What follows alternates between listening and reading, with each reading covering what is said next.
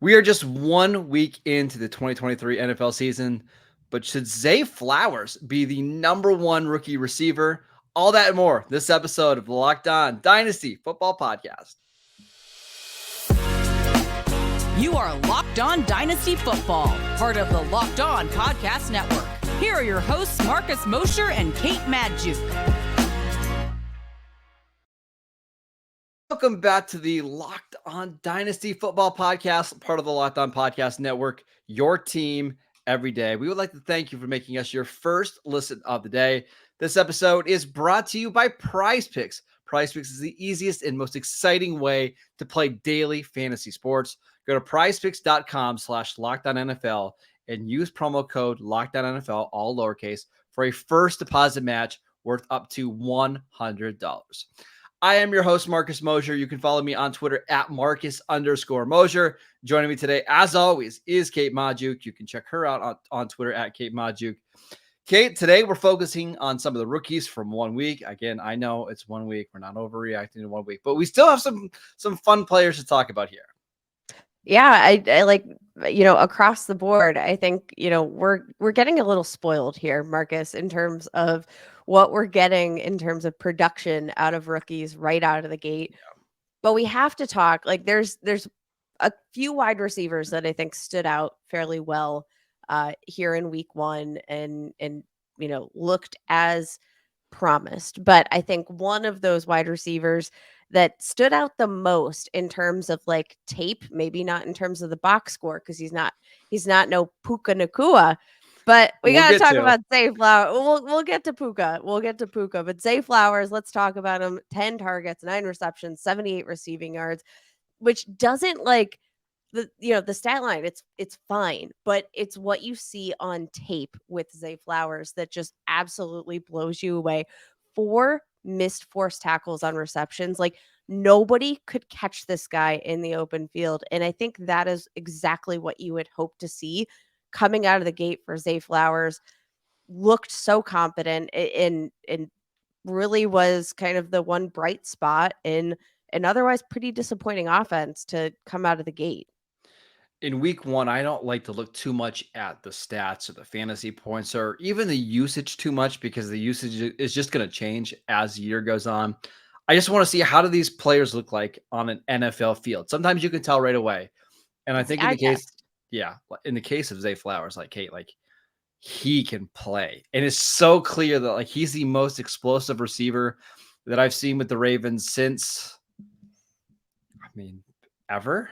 Honestly, like I was gonna say, you got to finish the sentence there, Marcus. Because you just like, there was one play they threw a screen to him on the left side of the screen and put his foot in the ground, spun around one guy, spun around another guy. And it's just like Baltimore hasn't had that guy, at least from what I can remember. I think the more that he gets used to playing in the NFL, he gets accustomed to this offense, his role is going to grow, his targets down the field are going to grow. And I'm really starting to wonder, like I'm looking at my dynasty wide receiver ranks, and did I make a mistake by not having him higher? I think we might have. Again, it's not about the stat line because, again, other rookies exceeded his stat line. You had Jordan Addison put up a solid day. Rashee Rice even put up a solid day. Puka Nacua, fantastic day.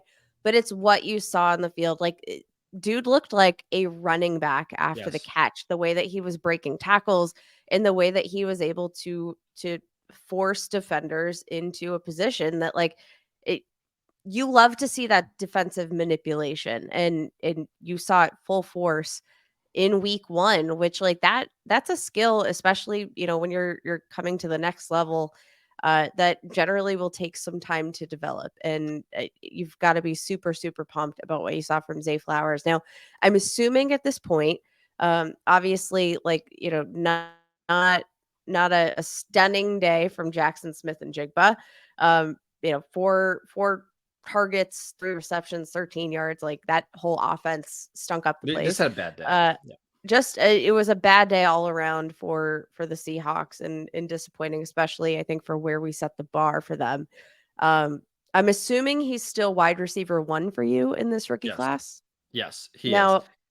is it Zay Flowers that made his way up to wide receiver too? Because I know you've been super high on Jordan Addison. So talk me through your process in how you're gonna kind of look at these two rookies based on what you saw in week one.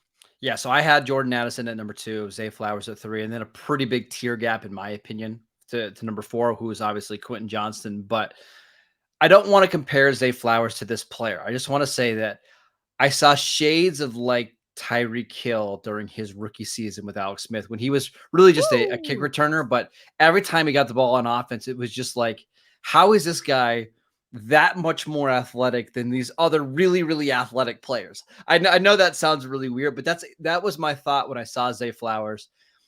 I still I don't know what the highest ceiling is for his role in this offense because remember, Mark Andrews didn't play. Yeah. Mark Andrews is going to gobble up a lot of targets.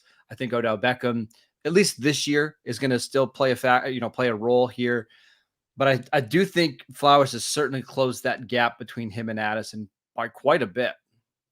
Yeah, I think that's very fair. Now, you bring up a good point in Mark Andrews. So was inactive in week one, but I do think he's making his way back to the field, probably for week two. Now, If not by week 3, he's if coming not back. by It's not a this long term isn't injury.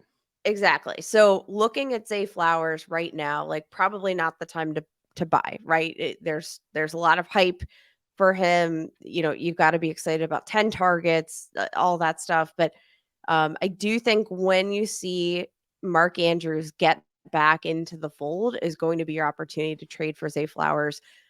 If there are people that are discouraged, because I still project Mark Andrews when he is on the field to lead this team in targets. And I think Zay Flowers will be kind of a secondary asset to that. He'll lead probably the wide receivers in terms of total targets, but you know, overall on the team, this is still the Mark Andrews show. And I think, why wouldn't you lean into that Sure. given the rapport he has with Mark Andrews? But I think there is going to be a buy window for Zay Flowers once we see Mark Andrews make his return and he starts to gobble up some of those targets. But you're going to trade for him. You're going to be patient because I do think it's just a matter of time before he Yeah. really cements himself as a go-to guy for Lamar Jackson in this new style offense. The only thing that I would disagree with is I think now might be the time to trade for Zay Flowers. He's currently being drafted as wide receiver 25. And if you look at the rookie receivers from last year, like take Drake London, who really did nothing in the first month of the season, his ADP continued to rise, right? It's just one of these weird phenomenons with these rookie receivers where their ADP really doesn't ever go down because you're always hopeful what they could do in the upcoming season. So I won't be surprised, Kate, if you're right. Mark Andrews comes in, gobbles up a ton of targets, hurts Zay Flowers' production, but we still see his ADP rise as we get closer to that year 2, year 3 breakout, which just always happens for these first round receivers. So I'm not opposed to going out and trying to get him right now before we get further on in the season. What is it that you would be willing to trade for Zay Flowers right now at this point after week one? If you're willing to go all in right now, are you trading a 2024 first round pick? Probably not, but I would look to flip another receiver. So let's look at some of the players who've recently been drafted ahead of Zay Flowers. Debo Samuel, excuse me, wide receiver 20. You 28 years old at the end of the season. Yeah, I'd probably lean Flowers, but Devontae Adams, in why is going to be 31. I'd need more back for Devontae Adams, Okay. but if you're in a win now position, I still want Adams. A really quick one before we move on to another player. Cooper Kupp. Oh, Marcus. Yikes.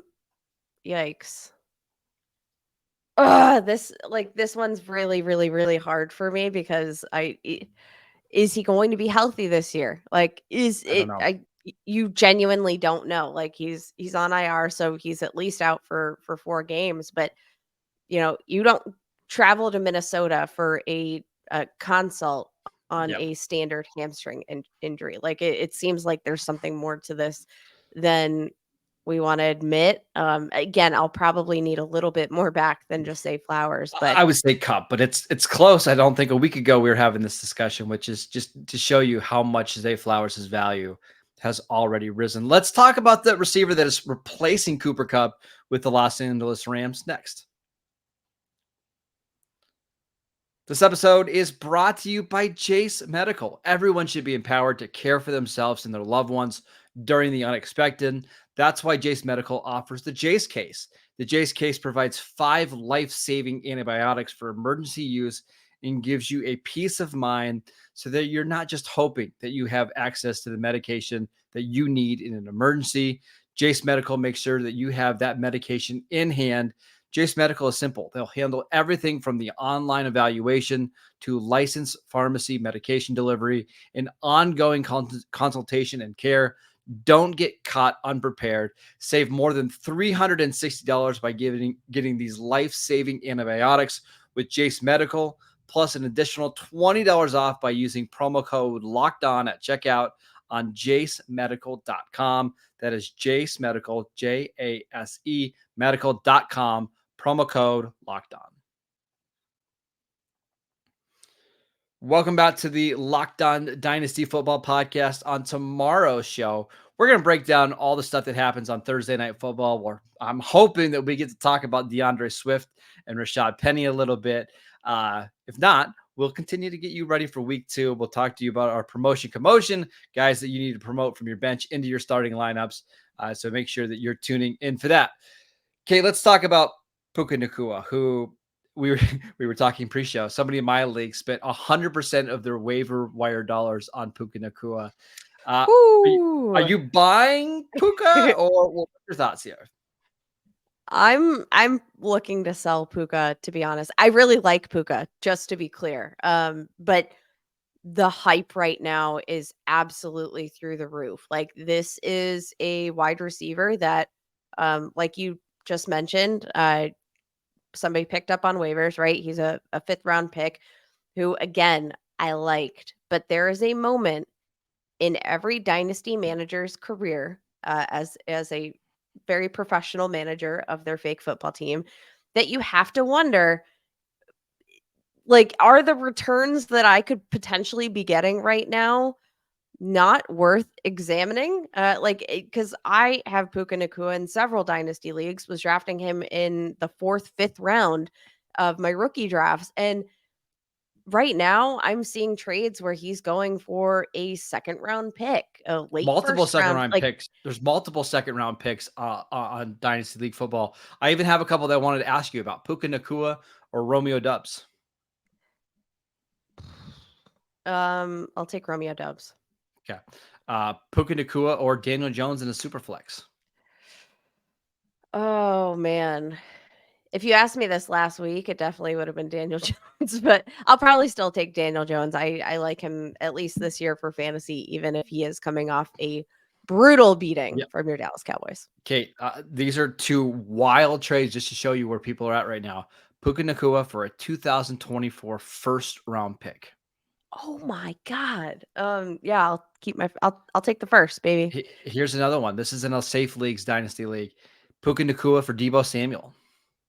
Holy crap. I'll take Deebo's. Like, again, you've got to be so excited for what you saw out of Puka. And I think if, you know,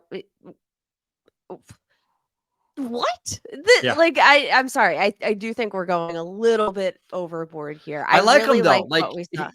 I think he's really going to produce whenever Cooper Kupp's not on the field, but I just don't know what is that role going to be when Kupp comes back, and what's the long-term outlook even for this offense? Like, is Matt Stafford the quarterback next year? Is Sean McVay even the head coach next year, or does he move on? I like Puka Nacua as a prospect, but we're still talking about somebody who was a day 3 pick and not a good enough prospect that I'm willing to trade away a Deebo Samuel for him. And like, again, this is going back. So I really liked Puka Nacua as a value when, I can throw him into my lineup, absent Cooper Kupp. he was genuinely, I think, a value for where you probably drafted him in rookie drafts, or for, the ability to get him off waivers. Great. But I'm looking to turn that into a much bigger profit just based Yes. on the current trade market, and I'm selling high. Let's talk And about some tight. again, not a knock on Puka. No, not a Not a knock knock on on Puka at all. Puka. But this is, kind of one of those situations where you have to say, like, could giving up, the shiny new toy be of great benefit to the depth of my overall dynasty roster? I think so. Let's talk about some tight ends really quickly. I want to at least mention Dalton Kincaid.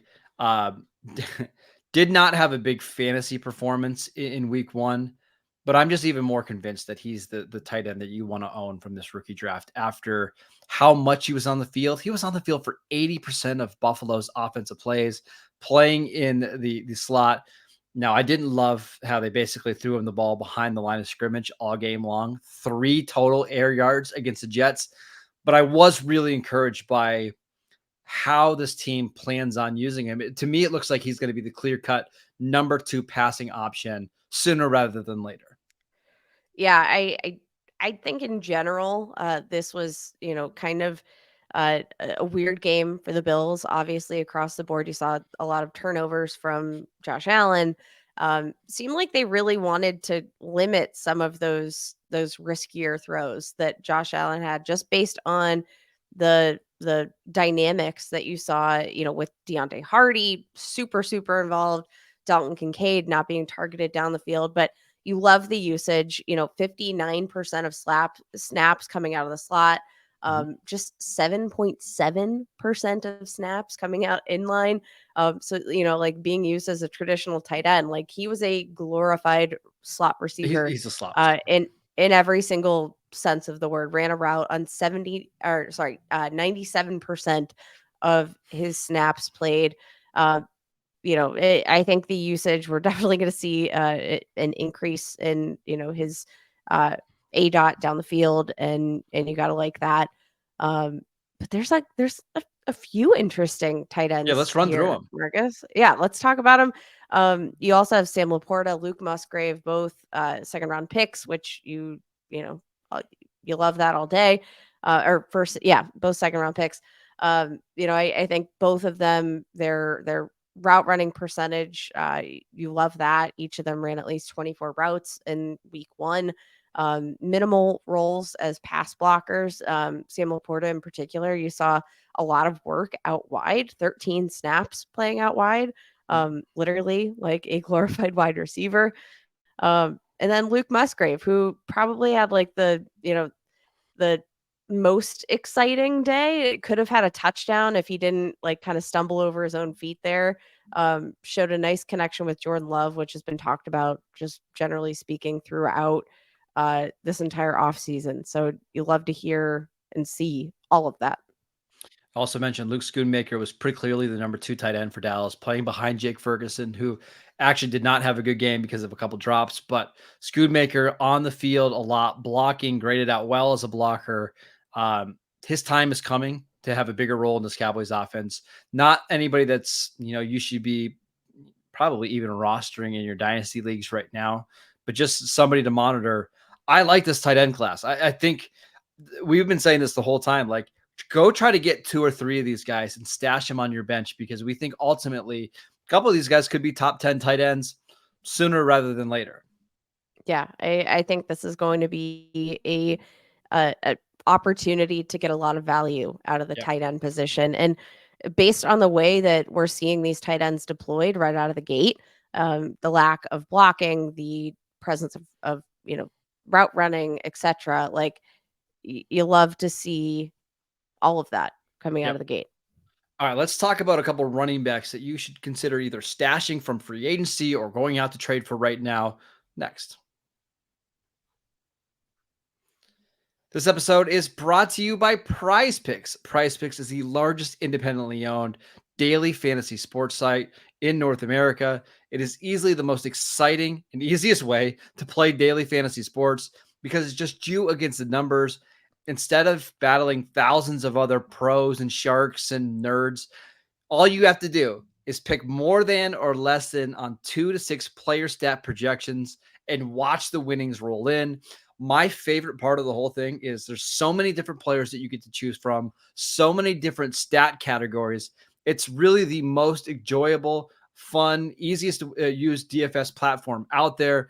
You can win up to 25 times your money this football season. Absolutely phenomenal. Go to prizepicks.com/LockedOnNFL and use promo code LockedOnNFL for a first deposit match up to $100. Again, that is prizepicks.com/LockedOn and use promo code LockedOn for a first deposit match up to $100. Welcome back to the Locked On Dynasty Football Podcast. Kate, let's talk about some running backs that we want to just monitor after week one. I'll start with Deuce Vaughn. The fact that he was active for the Cowboys was encouraging. Also got 6 carries in a blowout win. I know it's a blowout win, but I was just encouraged to see him on the field. Yes, for sure. There's a lot of really interesting, actually, I think, notes and usage points here for the rookie running backs in general. I have a few guys that I want to talk Good. about. Who was your ultimate trade target um, coming out of this week? Is it? Roshan. Yeah, He just looked yeah. really good. And it's I just wonder, like, at what there's going to be a point this year, as much as we love Khalil Herbert, where I think the Bears realize, like, Roshan might be our best back, and he might be the best fit with Justin Fields. Let's get him on the field. Let's see how things go. Yeah, I mean, the one of the most encouraging things that you saw out of him was that usage as a receiver as well. 7 targets, 6 receptions, 35 yards. If this team doesn't get it together and they are playing from behind a lot, like it seems like Roshan Johnson has very much carved himself out that role there in the offense. Deontay Foreman did not look good. I think he's kind of the odd man out in this equation, Yeah. but Yeah. especially in full PPR formats, you're gonna take Roshan Johnson in that usage all day long. Yeah. What about for you? Any running backs I mean, to me, Gibbs is the one where if you can find a dynasty owner that's panicking a little bit because of the usage, he forced like 5 missed tackles in however many carries or touches he had. So I'm still buying him. But outside of Bijan and Gibbs, anybody else for you? Kind of interested in Sean Tucker, undrafted free agent running back for the Tampa Bay Buccaneers. We've seen time in and time out here so far. Every opportunity that Rachaad White gets, he struggles, and that's not to say that we actually saw like a whole lot more out of Sean Tucker. 5 rush No. attempts, just 15 rushing yards on the day. Had a couple of targets in there, which you like. Did fairly well as a pass blocker. I do think that if we continue to see Rachaad White struggle, which very much carries over from what we saw in 2022 as well, that they might get Sean Tucker more involved and be willing to get him some more touches to see if there's anything better that they can get out of him that they can't get out of Rachaad White. Last thing before we go, of all the players and all the rookies that we've talked about so far, who is the one that you're going to try to actively try to acquire over the next couple of days? Probably Zach Charbonnet, which like not necessarily based off of week one. Honestly, it's kind of the opposite. 3 carries, 11 rushing yards, 3.7 yards per attempt. Just wasn't involved really No. whatsoever in this offense. But I don't think that that's going to be something that sticks necessarily. Which is why, like, while he's a complete non-factor, while you have Kenneth Walker coming in and kind of dominating these touches, I think this is a really nice buy low opportunity because Zach Charbonnet literally felt like the forgotten man in this entire offense. I expect them to bounce back with more scoring opportunities. Like, that was kind of a disaster of a game. I'm guessing they want to, put their faith in the, veteran running back as opposed to the rookie. I think that was kind of the scenario that we were working with. But I do think this is an offense that is going to bounce back with the weapons they have. And I think Zach Charbonnet should be a big part of that. They drafted him for a reason. He's a capable receiver. And I think this is probably the worst performance you're going to get out of him all season long, which I'm not saying start him, but I'm saying this might be an ultimate buy low opportunity. All right, that is it for today's show. We want to thank you for making Lockdown Dynasty your first listen every day. Get everydayers. We'll be back tomorrow to break down the Thursday night football game between the Vikings and the Eagles. Let's cross our fingers that we have a game tonight. Please, Minnesota, make this a competitive game, please. So we have something intriguing to talk about. But we'll be back tomorrow anyways to get you ready for week 2. Again, promotion, commotion. Go check out our show on YouTube. We are free and available on all platforms. Go check out Kate on Twitter at Kate Majuk. Go check out her work on Pro Football Focus. She does a ton of great content over there. I'm at Marcus_Mosher, and we'll see you right back here tomorrow.